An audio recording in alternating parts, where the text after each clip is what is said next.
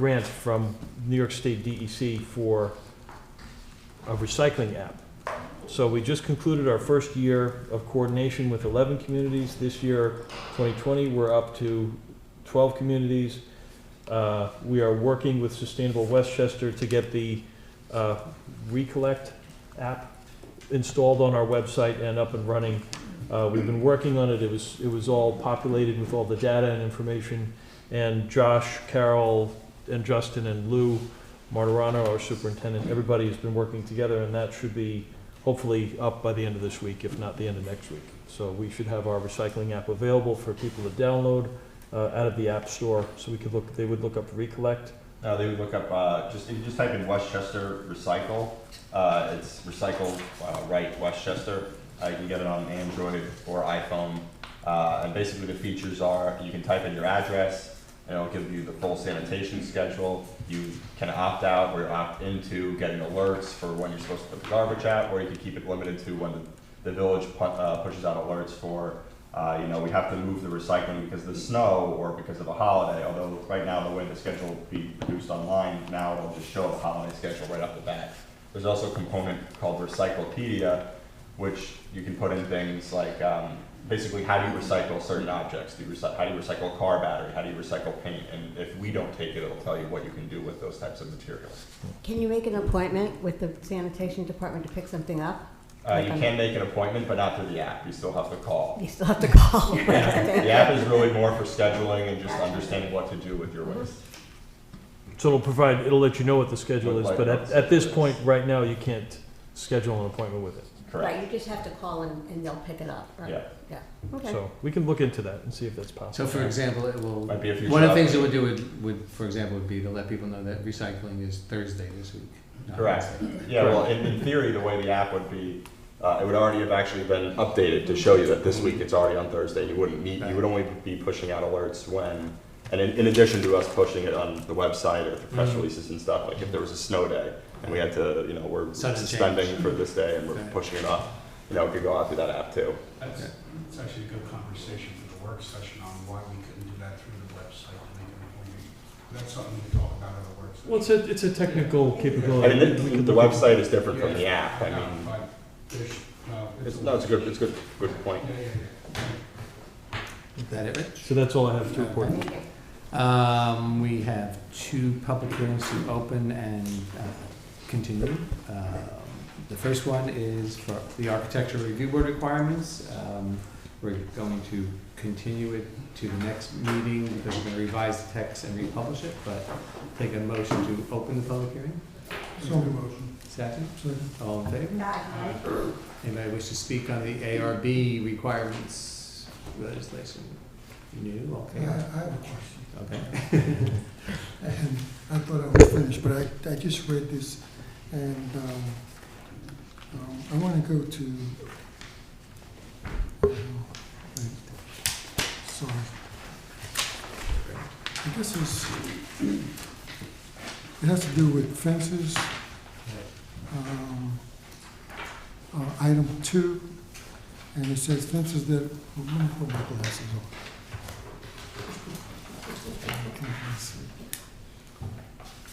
Okay. It says 2. Fences that are in the rear yard or side yard setback, less than 48 inches, and not in front on the street. And in parentheses, finishes of the fence must face the adjoining property. And I'm just wondering about the word must because that's a mandate. And previously, it was always a courtesy. So I just want to raise that point because I just saw this, and I just want to bring that up. The second thing on the following page, it says number 9.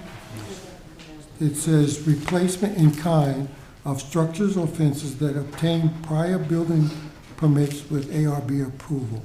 And my question is, in replacement in kind, are we talking about the same material, or is it in terms of, say, a fence that you can do vinyl? No, it's not same material. It's like, so I think one of the examples we made was that it would be a casement window with a casement window. No, Or, but that's or- not a good example for me.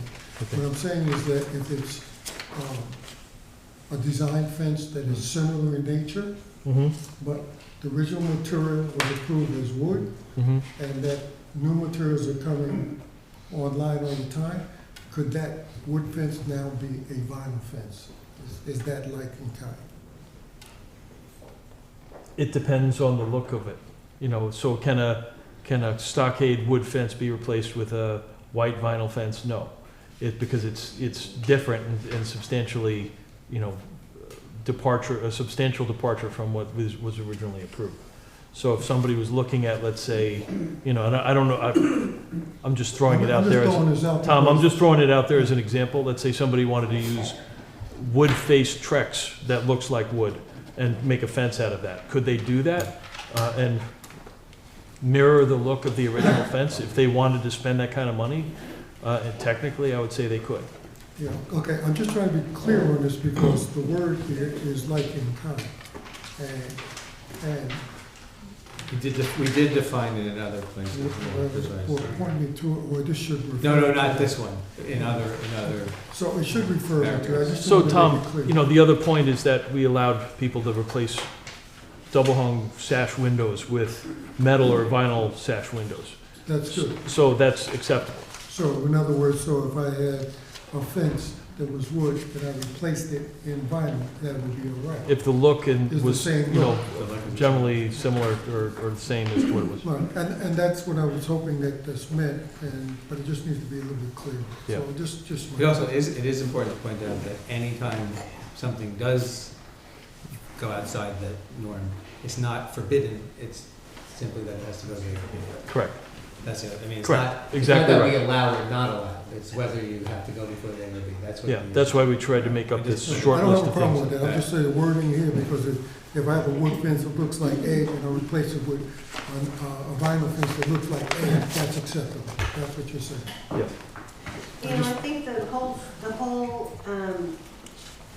issue with the ARB law came out of this kind of language that what was the same kind, did kind mean the same size, like I'm putting the same wall, but is it really to the same kind of wall, but it's just gonna be bigger, and I think that's sort of what left everything up to interpretation, so maybe kind is just too much of a nebulous thing. I don't know. Well, the other language you used was kind and style, so you might want to add style Kind to and that. style. You might want to add style to that. Kind of stuff. Well, That's a good. Is that's not a substantial? That's from paragraph, section Continue to carry forward. 4.3, where we talk about the windows. Yeah,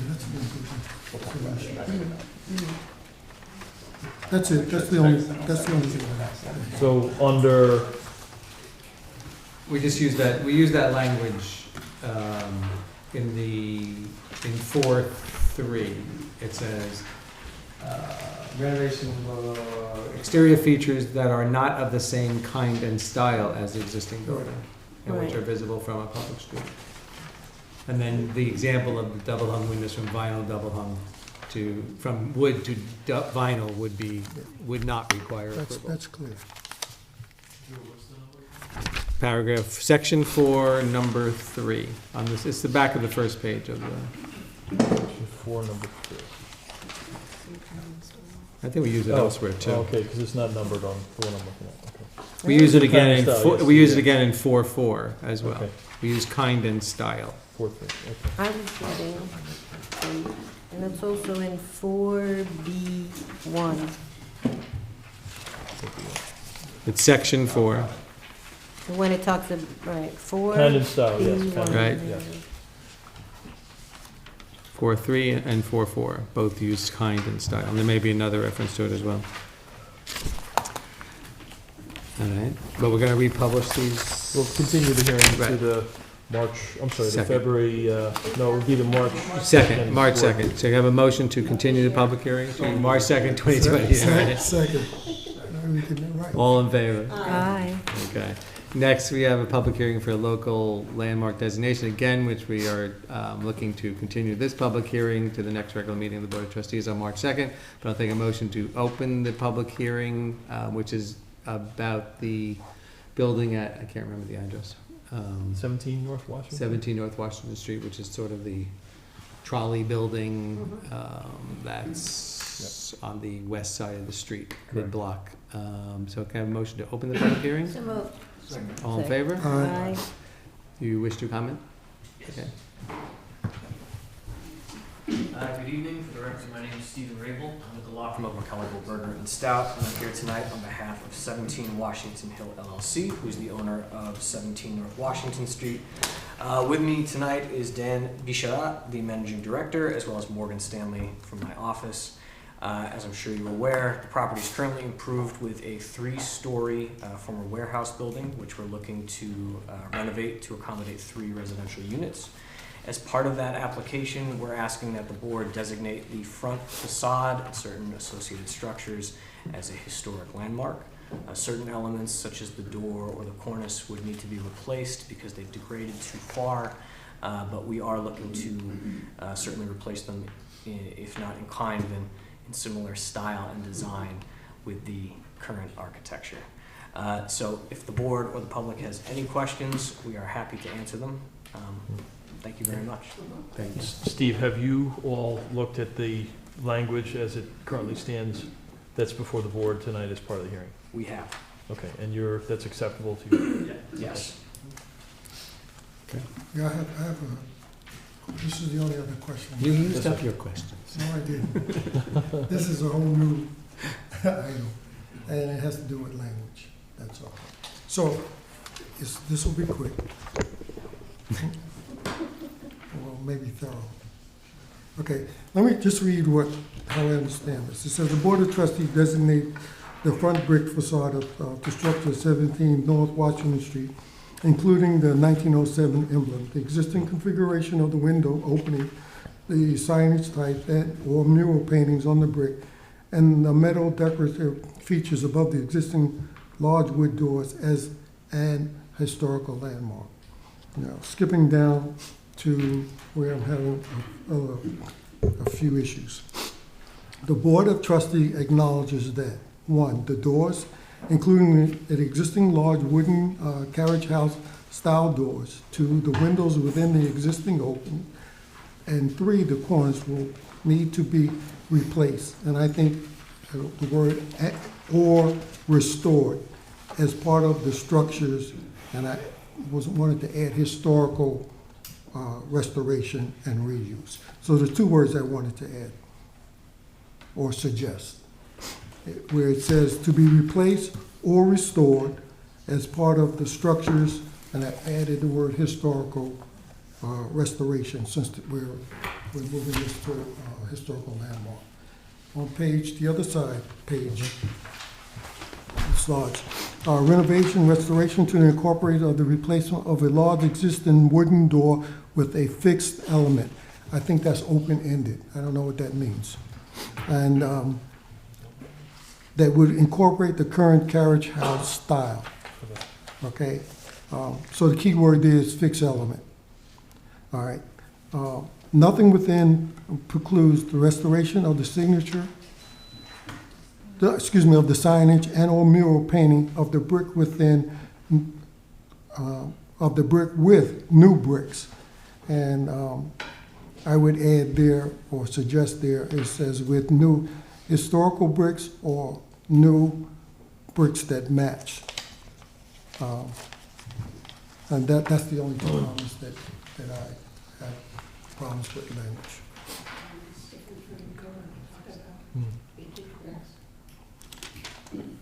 Yeah, they can replace the bricks with matching bricks. The word is matching or historical bricks. Okay. So that's just 2 microbes. That's all.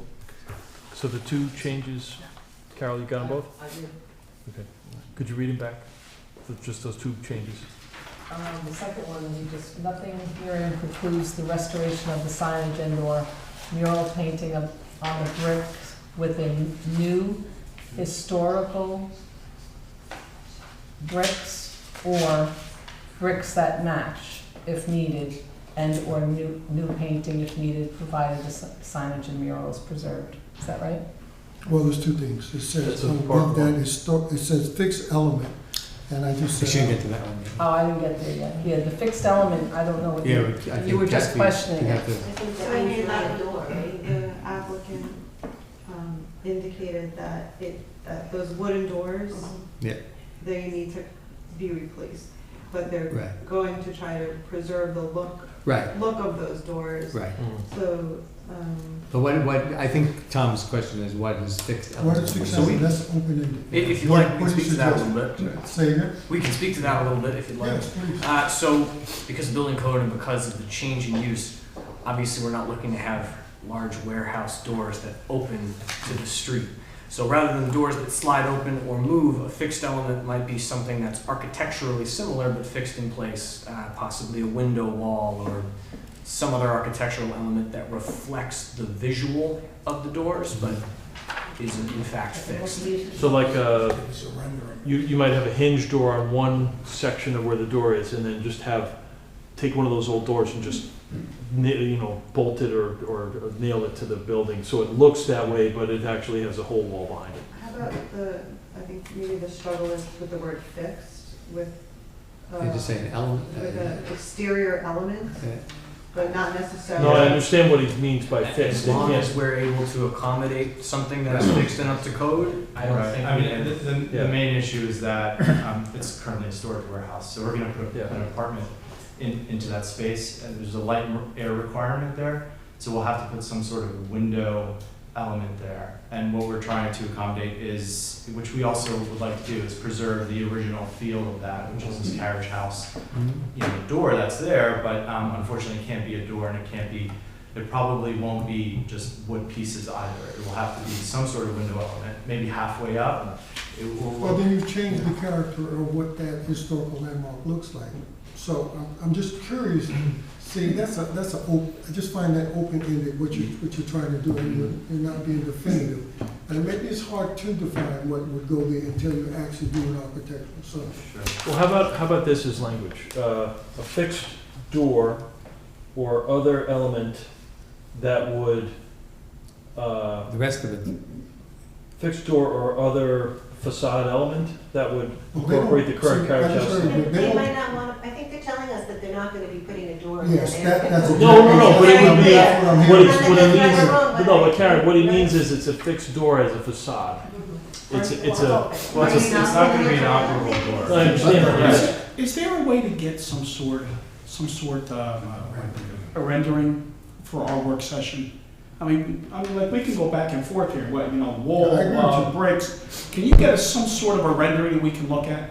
Then this, it'll make it easier, at least for me, I'm going back and forth here. Right, are you Well, I proposing? mean, I guess the question, if I may ask, because we don't want to mislead anyone, when we came with this project, the focus was not on those doors, it was to save the entire structure. Yeah. So we'd love to save the doors, but no one is gonna be able to put apartments into that space and get the light and air required and energy efficiency that you need and keep those doors there. So I don't wanna come back and show you something that doesn't show doors or anything that looks like doors, because, that's not really what we said from the beginning, was we weren't gonna have doors there. but let me interrupt for a second. Isn't part of what this would do would put the actual design before the ARB as a historical review? I mean, this wouldn't eliminate the need for an ARB review based upon this designation, correct? Am I Or correct? what the next step would be, that they're able to then go to the zoning board Right. to convert what's existing to a three-family. Right. So, there should be an ARB review too, because it's from a public There's- street. And it would be from a historical, I mean, it would be the ARB sitting as a Right. historic ARB, correct? And they would be viewing it in terms of whatever the law that we pass here. Right. So the But level it's of. not, what you're doing is you're not specifically designating those doors. Right, So you're, right. you're designating some other features, like they Right. can't change the opening of the windows, they can replace Right. the windows, but that opening has to remain the same. And they Right. have to make efforts to preserve the signage. Right. They can replace bricks Bricks, and try to repaint it, but But they're Right, telling you right right. now. The doors are they're not gonna be the That's doors. not being Right. designated, so, That's why I said we so But that they- door is not designated. Right, but the design, but that they have to be in the carriage house style Right, Right. so is we- part of what the ARB would be reviewing presumably, right? right. But I think what they're telling you is that they're not gonna put a No, door I in get that that. place, they're gonna put a Right. window. They're gonna And maybe put a the window in that, window that's what can they have said. a carriage type feature to it and look like a Right. carriage house We're door, get- we're gonna but work- it's not going to be Exactly. a door. Is that what you're saying? It won't be an entire window from bottom to top Right. of that opening. So what we'll try to do is keep maybe half of that door in place and then do a window. You know, we'll work on it to you know, to make it aesthetically pleasing and match. And that's what ARB, I think, that process will take us through. But you're not specifically designating that feature. Right, I got it. So, but you are requiring them to kind of keep the style of that feature. Right. Correct. But let me add something else, if I understand it, based on, you're also adding additional fenestration adjacent to that door, where that, to get the light and air that you need. So there are other things that you're doing to the front of that building. No, actually, sorry. So the openings, all the other openings are staying exactly as they are. So So there's there- no new penetration into the facade. So there's no new penetrations except for that door. That's what you're telling me. Well, we'll replace that existing The penetration. door fixture. Would have some, Yes. would have some amount of glass. And that's what I think There's this, another door, yes. right? The door to the. There's a left. man door to the left. That's gonna stay. That'll stay. And that's our entrance to the building.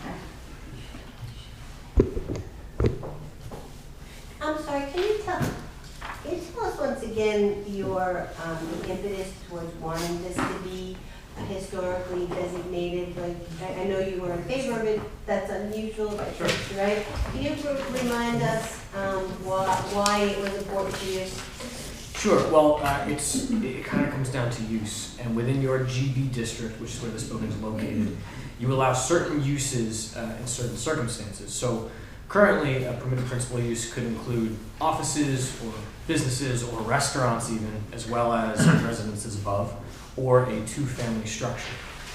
But the only way to approve a three-family structure in the GB district without a use variance is it can be permitted by the ZBA if the structure is designated as a historic landmark.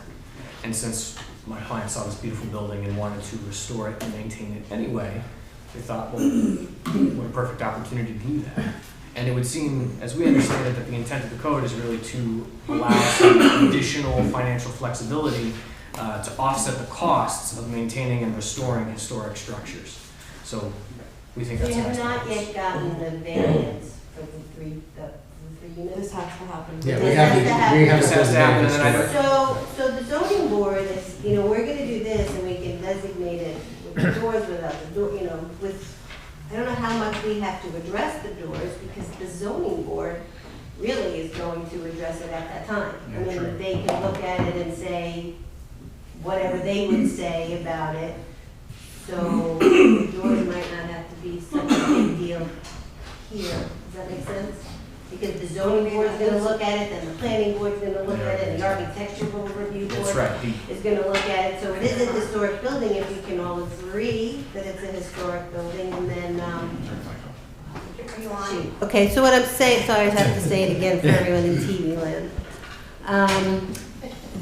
This project still needs to go to the zoning board. It still needs to go to the planning board. It still needs to go to the architectural review board, at which time they will be talking about the doors, and if they write it, I mean, the zoning board, if they think the doors are so important, they may not give that variance. They may not, right? They're not Well, obligated. it's not actually, they wouldn't be acting in their capacity, it's a different role of the zoning board, usually they just grant variances. Right, This is a but they- specific authority to allow retail. Right, I know, so but they that's what would- they're looking at. Right, but they just- might not give the variance, and I don't wanna, let you hear, but there's reasons that they might not give a variance. Part of it could be because they don't think that if they do give the variance, that they can remain historic. And I'm not saying they can or they cannot, I'm just saying why, I think, I just don't know how important the door situation is to making it a historic building. It is one. And then the planning board, zoning board, and Right, there's the gonna be architectural review additional, board. you're correct, that there's gonna be additional opportunities for Mm-hmm. land use board reviews, certainly, but, by not specifically designating it, no board is prohibited from approving what they're proposing. So- So the only bar to them is, they can't change the size of the windows, because that's specifically designated. They can't start tearing off the bricks, because that's specifically designated. So only thing they can do is basically, but the real question here is that they're coming before this board to ask, are we comfortable with a three-family building? So they can move forward based on historical designation. That's the sum of what they're asking. Right, that is, and it seems like that's the intent of the code, to allow, like the applicant's attorney said, to allow additional unit because you're preserving a historical structure. Okay. But we're not doing anything yet, you're gonna republish and maybe make some tweaks to. So are we confirmed with the changes that Tom requested? Everybody wants to make those? Well, I don't think we got clear on what the fixed element Yeah, would, what's the fixed if we could element? change, if that should, whether it should be called a fixed element or, different and just an element. Well, you could just change it to facade element. Doesn't have to be fixed element. I mean, conceivably, a window can open, right? Is that- Yeah. that's- And whether It's it's just facade language. element or Right, exterior it doesn't really element. matter. The importance is that it keeps to the style of the carriage house. Which is our goal. That's what the ARB is going to look at in their review. And that's what you're requiring. Right, too, that's what as we part of require, your right, is that it designation. keeps to the carriage house I style. think that's. But the not key. precisely Yeah. those, we're excluding those doors as they are from exact, Right. They don't have to be Preservation. exactly Right. replicated. They don't have to be doors. they don't have to be doors, they don't have to be exactly the same. Correct. But they have to be in the style of the current doors. Which is And what. the ARB would be responsible for Decided. making that determination that they succeeded in doing that. Okay, all right, so, but we're moving this to the next public hearing, next So it'll be meeting. continued for one meeting to March 2nd. Okay, and that's, just to confirm, that is the decision of the board, even if there is no additional public comment tonight? Well, it goes to, we are continuing the public hearing to be published. We're not making a decision yet, we're not, Oh, we're changing it. right, we're only making a decision to continue the public hearing until March Understood. 2nd. Okay. And And we'll get to if there's some tweaks in the language. Okay, and just so we understand, the changes would include matching brick, some language modifying the facade exterior fixed element, as well as and replaced or restored. Right, right, Structures, historical restoration. right, Yes. It's not difficult right, words. right, right. Yeah. You got it. That's. Okay. You're an attorney. Figure it out, yeah. Okay, so can I have a motion to continue the public hearing till March 2nd? Second. Favor? Thank you. Thank you. Thank you. Yeah, thanks a lot. Okay, is anybody here to speak on agenda items? If not, I will move on to the other agenda items. I'll start first with the change to the agenda, which is a resolution authorizing additional work by George James and Associates on the SAO zoning law scorecard and village code on view sheds. Whereas the Village of Tarrytown has been working on the draft of the station area overlay zone since early 2019, whereas the Board of Trustees scheduled and opened a public hearing on the SAO law in late fall of 2019, has had several sessions of public hearing on the proposed draft, and whereas during the public hearing, the Board of Trustees decided that changes to the draft proposed SAO law are necessary, as well as changes to the proposed accompanying scorecard, and separate changes needed to be drafted up and proposed to establish protections for scenic view sheds in various zones of the Village of Tarrytown. Now therefore be it resolved, the Board of Trustees of the Village of Tarrytown hereby authorize fees not to exceed $7,500 for direct time and expenses, with additional charges for on-call time and expenses, such as to attend meetings or participate in conference calls, as the case may be, without additional authorization from the Board of Trustees. And be further resolved, the Board of Trustees of the Village of Tarrytown hereby authorize and direct the village administrator to execute this extension agreement with George M. James and Associates, and to take the necessary and appropriate actions to perform this work, so that a redraft may be submitted to the board for ongoing consideration and public discussion at the April 6, 2020 regular meeting of the Board of Trustees. Second. All in favor? I just want to ask, so these view sheds, they're not, it's not only going to be in the SAO, it's going to be Right. applied to all of That's our, the intent. all of That's our the zoning. Okay. And also, just to make clear what the resolution said, George's work time will not exceed $7,500. If we want to attend a meeting or call into a meeting, it'll be additional charge. Got it. Okay, next. Acknowledgement of the receipt of the 2019 Tarrytown Volunteer Fire Department Service Award Pension Program Annual Report regarding qualifying points received. Be it resolved that the Board of Trustees of the Village of Tarrytown does hereby acknowledge receipt of the Tarrytown Volunteer Fire Department 2019 Annual Report of points achieved by respective members of the Fire Department for qualification for village contribution to the Fire Department Member Service Award Program, which report shall be posted for public inspection and comment for 30 days prior to the Board of Trustees' consideration of approving submission of the report to the pension fund underwriter, subject to the final sign-off by the mayor. So moved. All in favor? Mr. Mayor, I'm going to recuse myself from this. My two sons and I are part of the fire department pension. Gotcha. The 2020 Tarrytown Fire Department Parade, be it resolved that the Board of Trustees of the Village of Tarrytown is hereby grant permission to the Tarrytown Department to hold a parade on Saturday, August 8th, 2020, beginning at 3 p.m. at the corner of Church Street and South Broadway, and continuing north and then down Main Street to Pearson and Locy Parks. And be it further resolved that the fire department will line up at 2 p.m. on the following streets: Leroy Avenue, Independence Street, and Park Avenue. Second. Second. All in favor? Aye. I abstain. Appointment of the Tarrytown 150th Anniversary Committee members. Be it resolved that the Board of Trustees of the Village of Tarrytown is hereby appoint Dahlia Valdez and Linda Fassa as additional members of the Tarrytown 150th Anniversary Committee for a term to expire in December of 2021. Second. Second. All in favor? Aye. Amendment to the master fee schedule. Be it resolved that the Board of Trustees of the Village of Tarrytown does hereby amend the following annual fees as follows: Sidewalk Cafe, $100 plus $3.70 per square foot. Sidewalk vending, $270. Sidewalk vending sandwiches only, $110. Be it further resolved that these fees shall be updated and published by the appropriate departments and village staff as part of the village's master fee schedule. So moved. On the question, Yes, sir. what is sidewalk vending? Basically, it's allowing them to display wares that would be for sale inside their business. So someplace like Goldberg's, they could put shovels or a grill or a snow blower or something like that out on the sidewalk. For an antique shop, they could put a piece of furniture or a chair or something like that. That might be for sale in the shop. Things of that nature. Okay, I got it. Second. All in favor?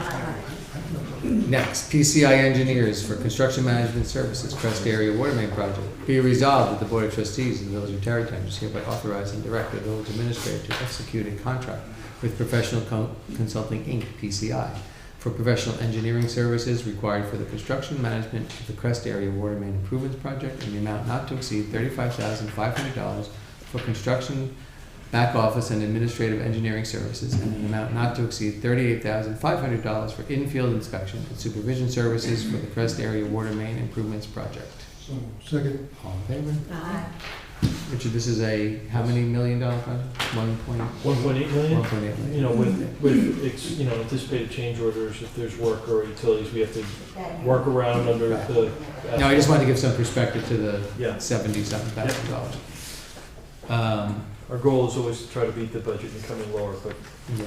you never know until you put a shovel Can in the you tell ground. us what streets for the crest? I had a lot of confusion with my seniors today. It's going to be Highland, Kerwin, right? Ridgewood, Barnes, Crest. I think there were only 3 streets. There's signs No, up there. there's signs, no, there are signs, but We put signs up on a there's number of. Nepperhands on there too, and that was confusing them. So the part of Nepperhan. I don't think is gonna be- Highland is part of that. No, Highland's I not, thought it was no, Sunnyside no. and Urban.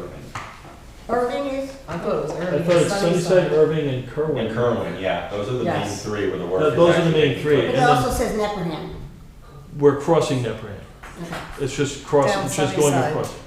gotcha. It's just to connect to the So transmission you're main. not gonna be going down Terrace and Putnam and all those side No. streets, so that's not necessary. Correct. You're asking. Exactly right. Next, schedule a budget hearing for fiscal year 2020-2021. Whereas the village administrator will be submitting his tentative budget for fiscal year 2020-2021 to the village clerk for release to the public on Monday, March 16, 2020. And whereas in accordance with law, certain timetables must be followed in order to fully consider said budget. And whereas it is the desire of the Board of Trustees of the Village of Tarrytown to proceed in this process. Now therefore be it resolved, the Board of Trustees of the Village of Tarrytown will hold a budget hearing at the regular meeting of the Board of Trustees on Monday, March 16th, 2020, at 8 p.m.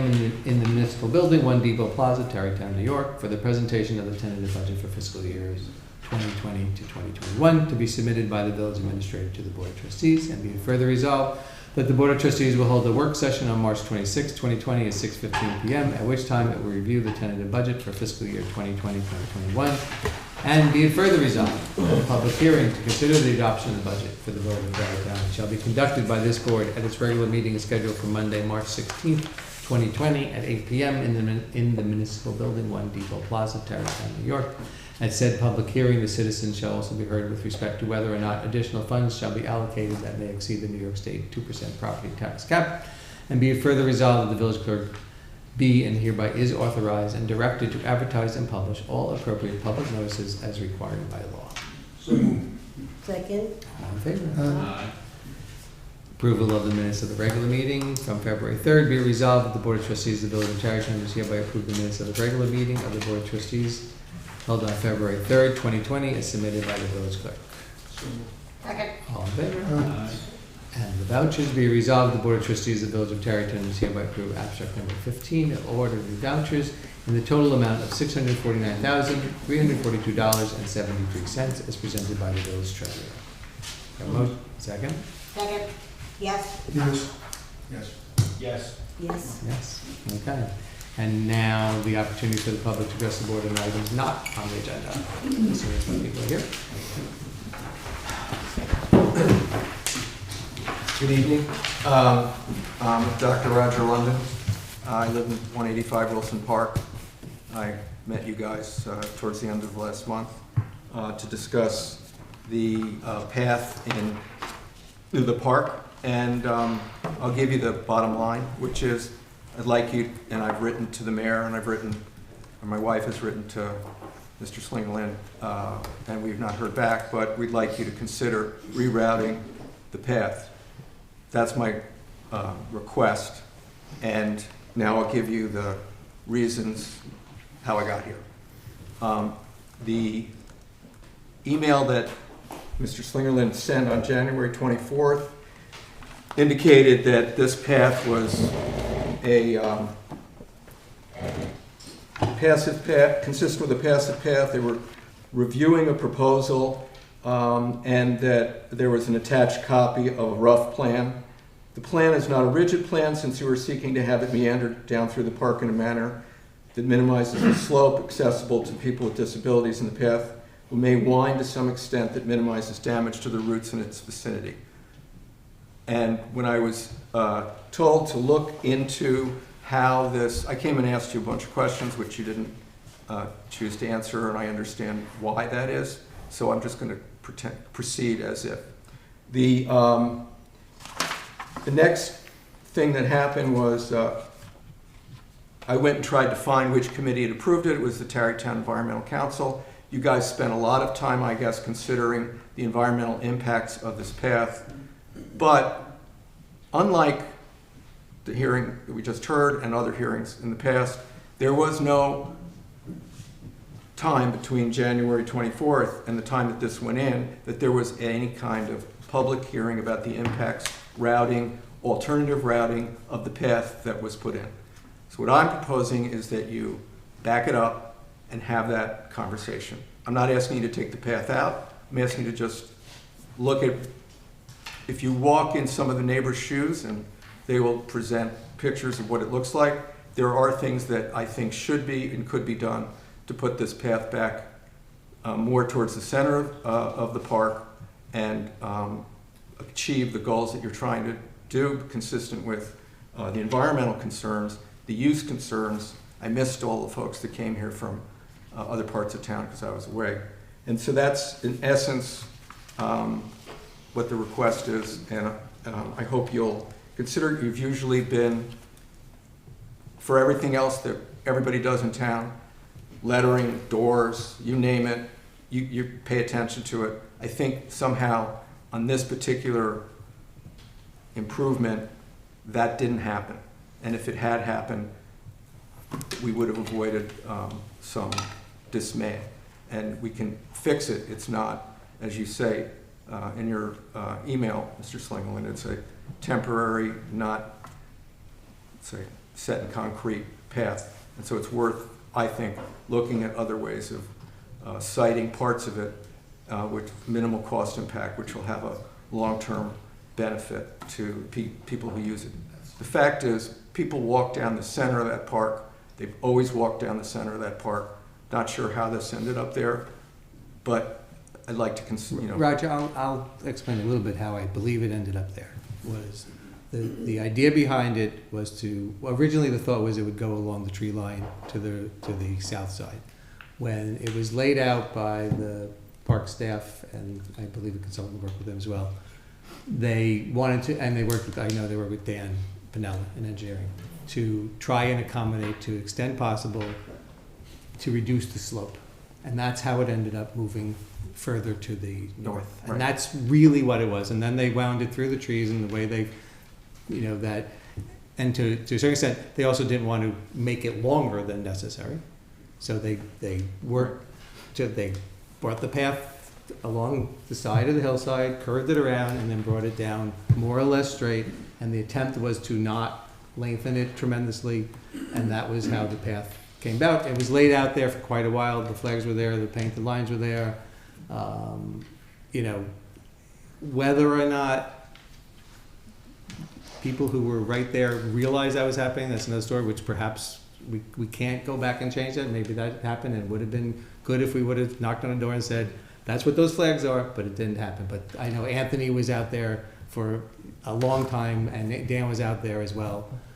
And that's the genesis of how the path was laid out, was an attempt to accommodate the slope, as well as to not make it longer than necessary, but to create sort of a meandering path, much like we did on the top, where there's some curves in it and there's some curving in it, and it doesn't look like a straight road. Right. And that's why it is where it was. And it was done by staff who works on these things, continually. I mean, Anthony's in the parks all the time, and he worked with the engineers, and I believe that's about it.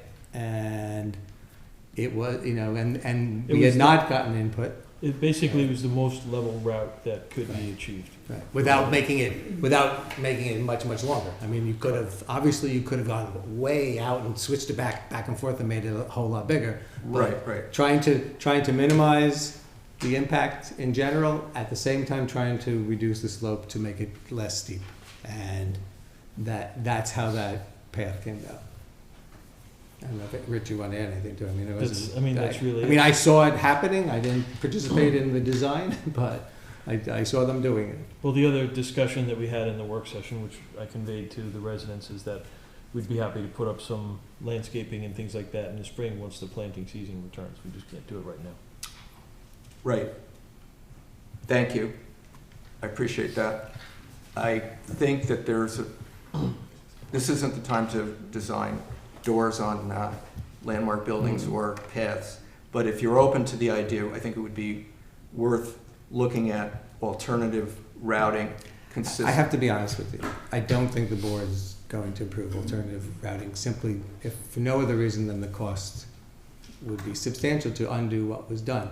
I do think, however, the board is amenable to the notion of putting in some bushes, native plantings that would provide screening, and it's, beyond that, I can't speak for everybody in some final way, but I don't think there's been much of an appetite for the notion of, it would be a major change to reroute it. It would be Right. A big section would have to be dug up again. Well, I'm glad you acknowledged that, in fact, you didn't follow the usual process that everyone in the village has to go through, which is to have a public hearing on the plans, that you would collect input from people. You did not do that. You put markers out there.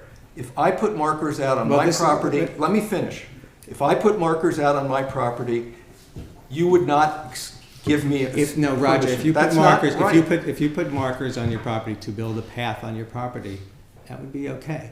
This is the village park, and it was a part of a process that took place for a very long time in terms of putting a path there, which the planning board worked on it. The Tarrytown Let me ask you a question. How many different plans for paths did you get?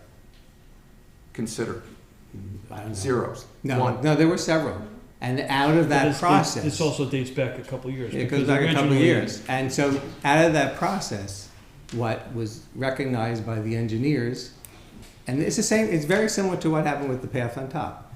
There was, people gave casual comments throughout, and the engineers and the parks people tried to accommodate to a certain extent what was going on. I think actually, when it was first laid out, it even went further to the north, if I recall one of the paths. But the idea that the idea that a path in a park would require this high level of review, a path that's I'm not a impermeable. lawyer. Right. I'm talking as a neighbor. And I'm I saying- understand that. You understand what I I'm saying? understand that perfectly. Okay. And I don't think, when we put paths in Patriots Park, we didn't have public hearings on it.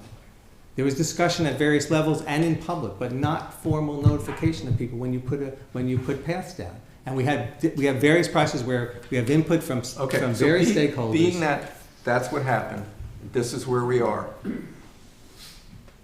My request is that you consider the impacts of where the path is on some of the folks that are there, and to the extent that you can plant, I think you can make minor tweaks that will make it possible to screen the neighbors from people looking into their houses, which is not what I you think there are intended. screening, that's why we've discussed that there are possibilities for screening that Right. we'd be happy to look into and almost certainly do. I can't, again, I'm not gonna promise for everybody else what they would decide to do. I would certainly be supportive of the notion of planting, low plantings, native plantings that would fit into the landscape there, and that would provide some screening. But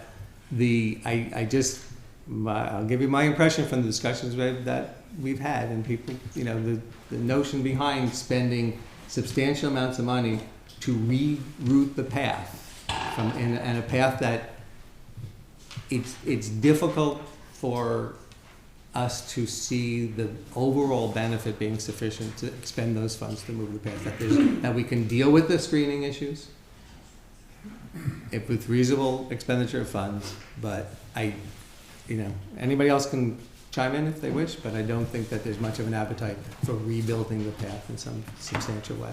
I want to be honest about it. But I think there is a reasonable approach to screening and planting that could work. And I also think that when the path grows in and the grasses grow in, that it will not be nearly as visible as it appears right now. That is a different, that once it starts to grow, once the edges grow in, the grasses grow in, it largely over a period of a year or so, almost disappeared on top. Right. So will that process of planting and planning for that planting and considering or not considering rerouting and the reasons why, I'm way past my 5 minutes, I don't want to waste your time. I interrupted you. But will you involve people that live in the neighborhood in that process to any extent I certainly whatsoever? see no reason why we wouldn't include on the discussion of how we would plant it. We're happy to have input on that. Great. I do think the likelihood of us opening the door to rerouting it, that's pretty, I think that's close, but. I'm asking that because I don't know what you'll find when you actually look at the view sheds and try to make the planting plan. I'm not going to prejudge that. Okay. I'm a doctor. I'm not a landscape architect. So I just, if you're willing to let people engage, that my work here is done. Absolutely. Thank you. Okay, thank you.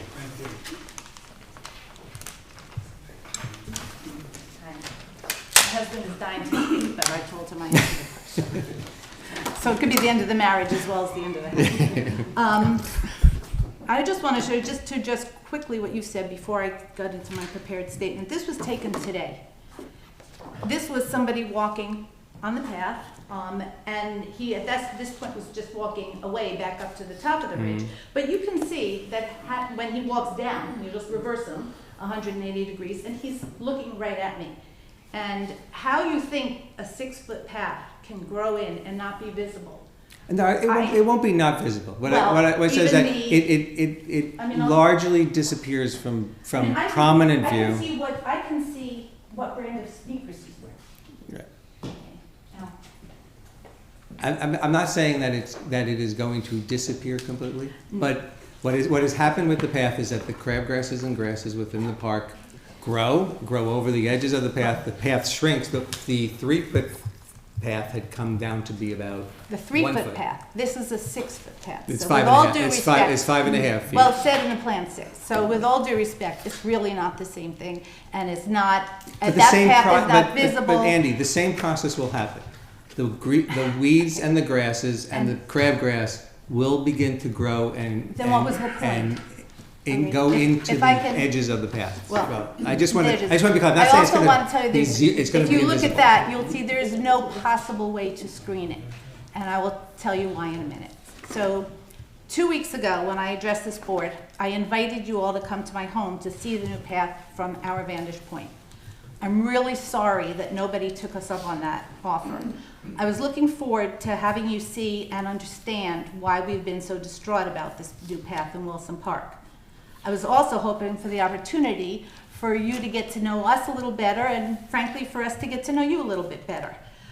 Because unfortunately, this has become rather personal at this point. In addition to all the numerous arguments and objections that have been made by countless neighbors, most of whom do not live right on the park, but have been here at work sessions and at meetings. In addition to that, this has become personal, and I'd like to tell you why.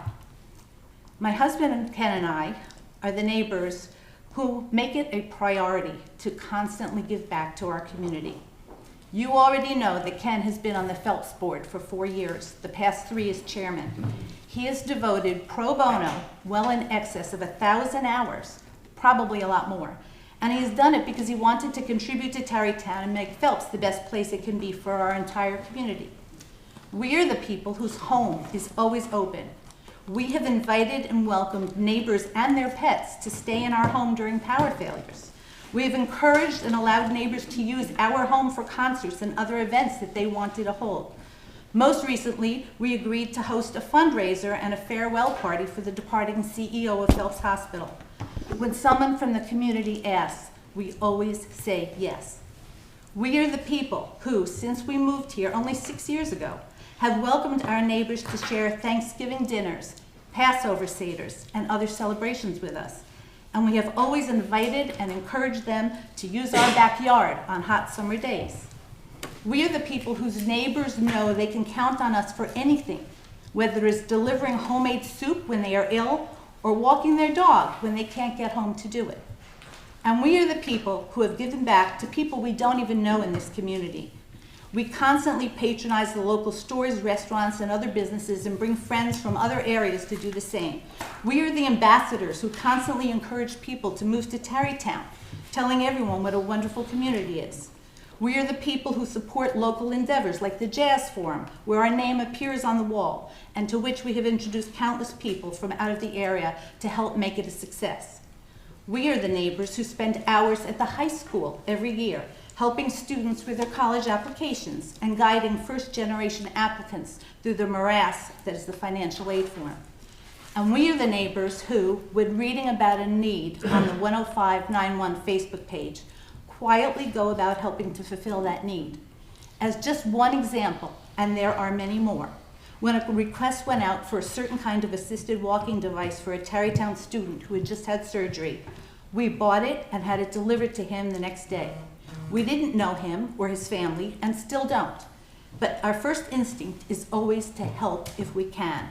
We do these things anonymously and have never asked for anything in return, which is why, as caring and giving members of this community, we feel so betrayed by the village that we love so much. I ask if anyone, when approving this project, considered for a single moment the effect that this could have on us or our neighbors. Did anyone even consider that positioning the path towards our home and then across the entire back property line could potentially affect the use and enjoyment of our home or negatively affect our property value?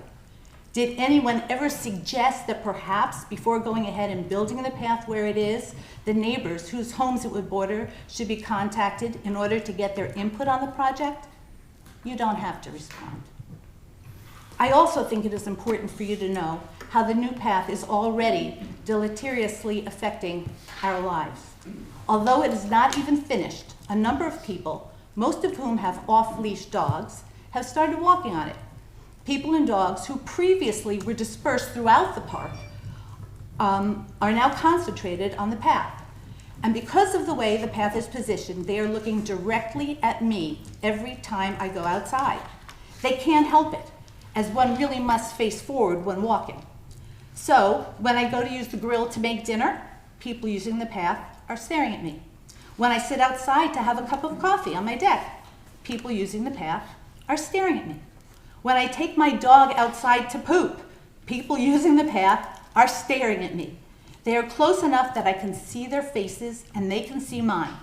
When our soon-to-be grandchild uses the swing set that we have planned, he will be but a few feet away from a parade of perfect strangers. The bottom line is that I am no longer comfortable being in my own backyard. And as the weather gets better and the trustees' intent of increasing usage of the path is realized, it is certainly going to get worse. The new path is affecting us inside our house as well because our poor dog is being driven crazy. She never paid attention to people and dogs in the park, but now that they are walking directly across our entire back property line, her instinct is to bark like she is trying to protect our house. We both do a lot of work at home, and obviously it is impossible to do that with a barking soundtrack. And again, this is only going to get worse, not better. So the quality of our lives has already been severely impacted. And one of the most upsetting things about this is that it just didn't have to be. And it still doesn't. It is not too late to fix this.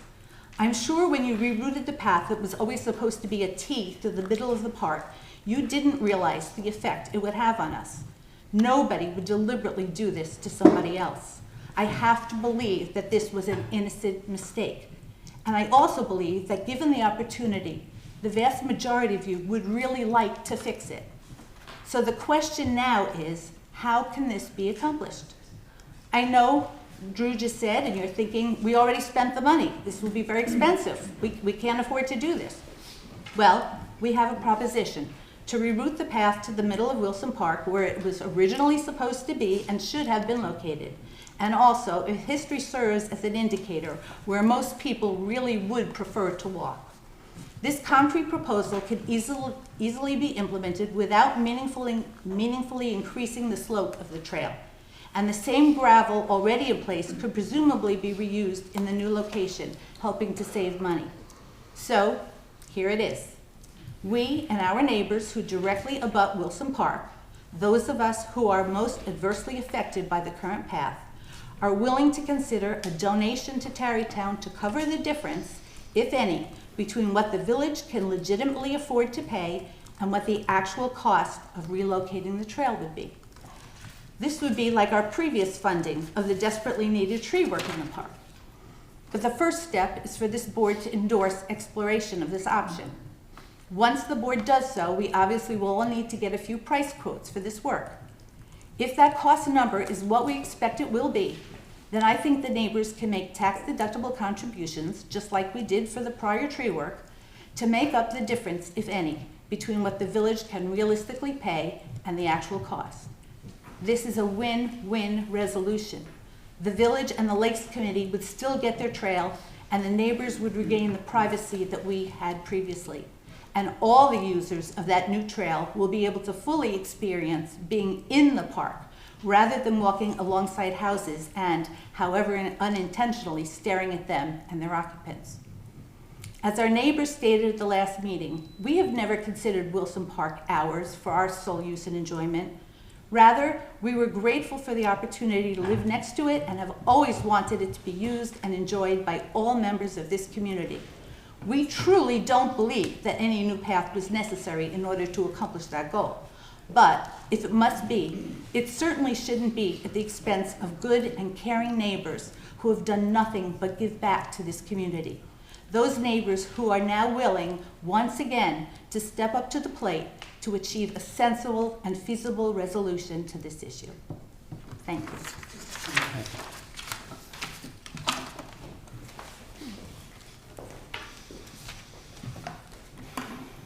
I'm Ken Tabor.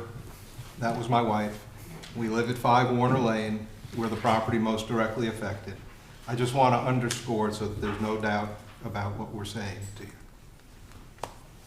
When the trees behind our house were in abysmal shape, diseased and in danger of falling on people walking in the park, I called up Anthony Ross and I asked him how much money is it going to take to fix it. And he told me the number, and I wrote him a check. I wrote the check at his direction to the Lakes Committee to fix it, because it was the right thing to do for our neighbors and for the park. And we're willing to do it again. The path is in the wrong place. There was a mistake made, because Drew, frankly, in all honesty, you can go turn that path to the south, avoid the steep slope. The path won't be any longer than it is now. And I'm happy to walk with you or any of the trustees and show you that. It's not a big deal. The path can easily go where it turns left towards our house. It can turn right to the south. It come down the slope. It's the same slope that it comes down now. It won't be any steeper at all. I saw in some of the minutes that the contract price for this was, I think, something like $25,000. Somewhere around there. Right? Approximately. Some of that was for gravel. As my wife said, the gravel can be reused. Some of it we can save money by not having to plant what will be coverage plants that can't possibly do the job because the path is way too close to our house. You'd need 40-foot shrubbery if you were really going to try to block. That's not going to work. But we can save the money that you would otherwise be wasting trying to put greenery there that isn't going to shield the path. Let's save that money. And whatever the difference is, our neighbors and I, and if it's just me, it'll be just me, we'll pay the difference. We'll make it a donation so that there's a tax-free element, a tax-deductible element to it, and we'll get it done. The village will have its park. The village will have the path. I wasn't here for the prior session. I understand there are a lot of people who want to use that path. Great. Let people use the park. That's what it's there for. But the residents, I believe, don't want to come any closer to my house where they're driven now by this path than I want them to be there. We don't want people in our backyard, and Drew, with all due respect, if you put the path any further north, you'd be in my backyard. There isn't extra room there. You're very close to my backyard line. So we can fix this. And whatever the cost is, it's going to be something less than $25,000. It's going to be less than the money that would be spent on the shrubbery. And whatever the number is, we can take care of it. Because frankly, what you've done to the value of my house by putting the path right there, it pales in comparison to what the cost is that we're talking about. So we'll solve it with you. Let us know how to do it, and we'll solve it with you. We'll take it under consideration. Thank you. Thank you. Anybody else? No, but I don't think you. Is there anybody else who wants to talk on that topic?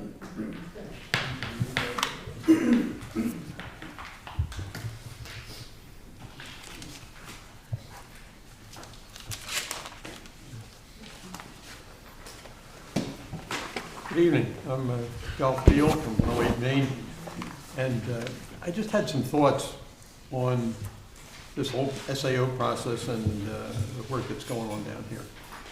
I did some traffic examination. I wanted to find out what's going on with the traffic coming down to this area. And out of a Google search came what I found a very interesting article, which is at the top, talking about traffic. It's about a year old. And the caption that caught my eye was unintended consequences.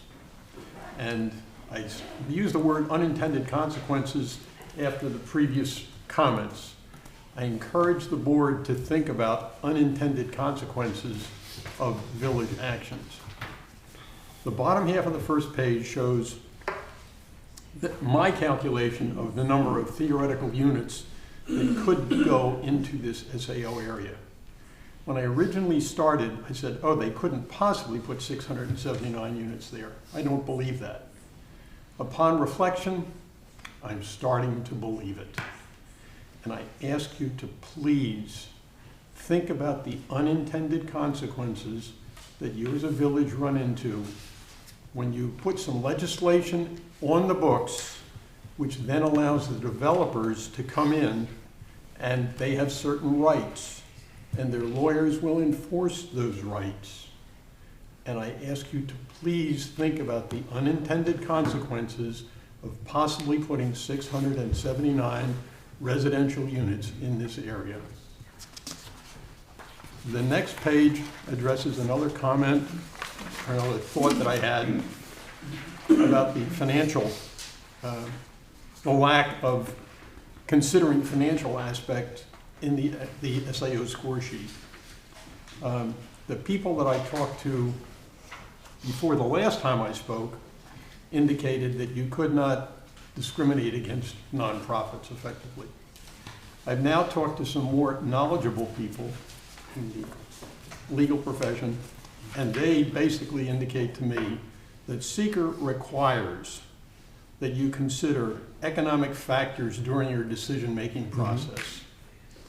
And the action is defined as policymaking activities, including local laws. So it is my opinion and the opinion of some people who I trust that seeker requires you to consider the financial aspect. I think we've experienced that in the past. I mean, as part of secret, financial implications are The economic examined. impact is in the Right. scorecard too. Right. But a provision that would effectively eliminate the possibility of a nonprofit or the religious institution is the problem. But that we're not eliminating it as part of secret. My only point is the bottom half of this shows that the SAO score sheet does not consider financial impact. I think that is categorically, I mean, I can't say how wrong I think that is. And the last thought that I have is, I sat down, when I had a real job, before I retired, I did some systems work. And I sat down and I said, if I were putting this together from scratch, what would I do? I would sit down and think about what it is I'm trying to achieve, and then I would gather facts about what's going on down here, and then I would build the model of what I want. And I've listed here what I think are the relevant comprehensive plan goals. Ensure fiscal health and stability, preserve and enhance historical resources, maintain village identity, connect and enhance open space and recreation resources, and strengthen connections to the Hudson River. And I'm just going to take a second. I didn't get up in when you were considering the historical designation. Maintain a village identity. Wow, is that important? I think virtually everybody who comes to Tarrytown came here because it is a river town with a history. And when we don't consider architectural legacy as a non-negotiable item, I think that is just wrong. I didn't include that in the original presentation, but again, just having listened to the folks talk about their desire to improve the architectural legacy, I wanted to include that. I understand that you just voted $7,500 to continue the SAO score sheet. If I'd have known, I'd have gotten up and spoken. No? No. Didn't? The board is working to revamp the law based on the 6 or 7 criteria that we discussed publicly. Okay. I would encourage you to wipe the slate clean and rethink the totality of what you are doing. I would suggest that you ought to allow Lot 38 to build their self-storage, which they can do by right. I think you ought to take the tax revenues which then come in, and when I say I think you ought to consider. I'm not saying you have to do it this way, but think about it. Take the tax revenues that come in from that increased development and eliminate the non-resident parking on the other side of the tracks. That'll do 2 things. It'll improve the view and the recreational resources, and it'll relieve some strain on the H Bridge. And I think you want then sit down in a calm environment and examine the infrastructure impact and the potential of the 3 SAO parcels that you have. We have a tremendous resource in those 3 parcels, but when they're gone, they're gone. Which you referring to? On the other side of the river, on the No, west side of the tracks? this side of the track. We have 3 parcels. We have the Oh, first. I thought you were talking about parcels that we owned. No, no. Oh, okay, We- never mind. we, the Okay. village, I got you, have I got you, three- okay. I three- thought you said, I thought you were, that's all right, I just. Yeah, in total, we have Okay.